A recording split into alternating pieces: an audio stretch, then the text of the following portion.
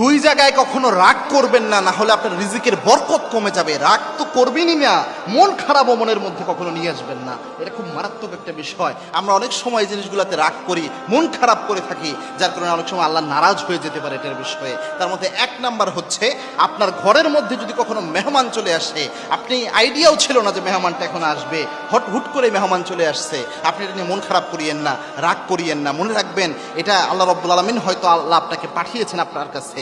কারণ আল্লাহর হাবিব সাল্লাল্লাহু আলাইহি ওয়াসাল্লাম জানিয়েছেন, আল্লাহ যখন কোনো ব্যক্তির উপর খুশি হয়, তিনটা জিনিস আল্লাহ রাব্বুল আলামিন তাকে দান করেন। তার মধ্যে একটা হচ্ছে ওই ব্যক্তির ঘরের মধ্যে আল্লাহ মেহমান পাঠায়। অর্থাৎ আল্লাহ রাব্বুল আলামিন যে ব্যক্তির উপর সন্তুষ্ট হয়ে যায়, ওই ব্যক্তির ঘরের মধ্যে আল্লাহ মেহমান পাঠানোর ব্যবস্থা করে দেয়। সুবহানাল্লাহ। আর মেহমান কিন্তু রিজিক নিয়ে আসে, সে তার রিজিক নিয়েই আসে। মেহমান খাওয়ালে আল্লাহ আপনার রিজিক আরো বাড়িয়ে দেবেন ইনশাআল্লাহ। এই জন্য মেহমান আসলে কখনো বিরক্ত বা রাগ করবেন না। দুই নাম্বার হচ্ছে, আল্লাহ যদি আপনাকে কন্যা সন্তান দান করে, অনেকের রয়েছে দুইটা কন্যা সন্তান হয়ে গেছে, আবার সন্তান নিয়েছেন, আবারও আল্লাহ কন্যা সন্তান দিয়েছে, কখনো মন খারাপ করবেন না। কন্যা সন্তান হচ্ছে রহমত, বরকত।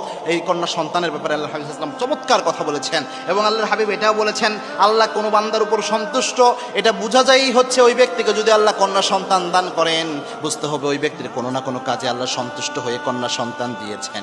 কেননা কন্যা সন্তানের ব্যাপারে আল্লাহর হাবিব বলেছেন, কাউকে আল্লাহ একটা কন্যা সন্তান দিল, ওই ব্যক্তি যদি ওই সন্তানকে সুন্দরভাবে লালন পালন করে, ওই ব্যক্তি আল্লাহর জান্নাতে প্রবেশ করবে।